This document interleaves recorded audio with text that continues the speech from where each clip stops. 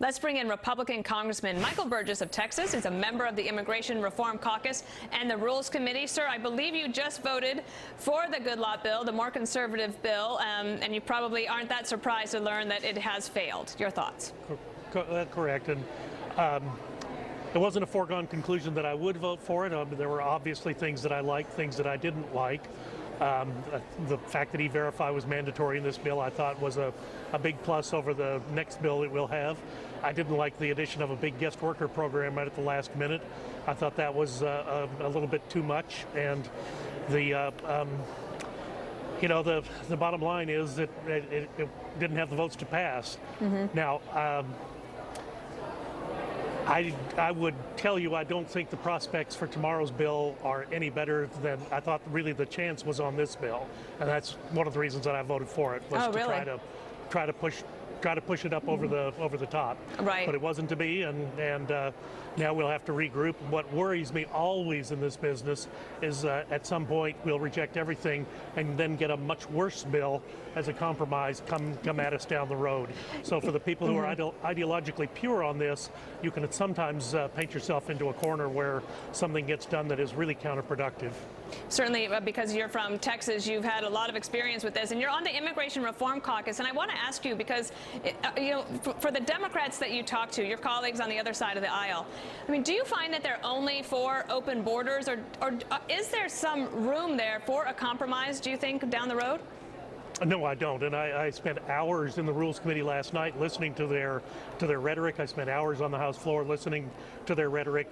Honestly, I think anything short of just simply opening the borders and saying, really? We'll take all comers. Now, in fact, I offered that as a suggestion last night in the Rules Committee. If that's where we're going to be, then let's send down transportation to Central America and pick everybody up and bring them up here. Don't make them ride on the top of a train across Mexico. That's cruel and inhumane. We know that, of course, immigration issues from the founding of our country have been riled with passion. And you had a town hall on Monday night. Listen to something that you experienced on Monday. I want to get your take on this. I think there's a lot of people in here who are heartbroken.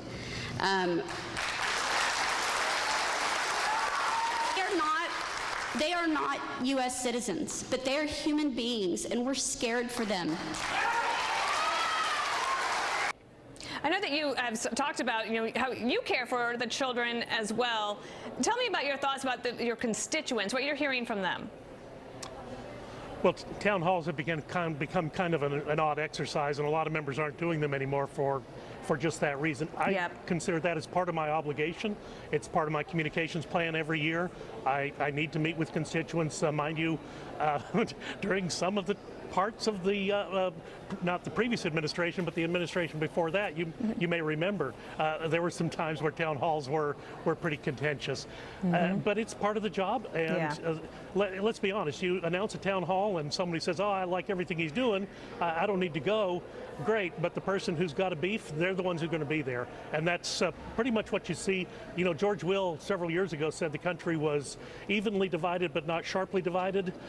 Since you left the White House, Dana, it's sharply divided. Yeah, I think everyone has sharpened up their elbows a little bit. Let me have you just react to this last thing, sir, before I let you go. Sure. This is a statement from the Health and Human Services Department saying that on reunification on the Trump executive order, it is still very early and we are awaiting further guidance on the matter. Reunification is always the ultimate goal of those entrusted with the care of unaccompanied minors, and the administration is working towards that for those minors currently in HHS custody. And that was from an official there at HHS. I know that is one of a concern that people have, which is understanding that all of this is just going to be dealt with, but the reunification issue does seem to be like a sticky point. Oh, I don't think so. I think it will. It will happen. I mean, there'll always be stories. I was encouraged to see the First Lady down at the border today. I actually called the White House on Monday and encouraged the President himself to take a trip to the border. You know, President Obama would not do that, and I always thought that was a big mistake. The President did go down while he was in the campaign side. I think it'd be appropriate for the President to visit the border as well, hear from the men and women who are working for him, doing the Customs and Border Enforcement, and over the ORR office is under my subcommittee's jurisdiction on energy and commerce. I will tell you, I think they do a good job. It's a tough job that they have. But you know, in the last administration, I had to fight to even get a doctor down to ORR to look into, are we letting people with communicable diseases into this country? Right. The Obama administration was pretty insensitive to that. Right. Well, and then, of course, you're a doctor, too. We have to make you Right. work double duty. All right, Congressman Michael Burgess, thank you. Thank you, Dan.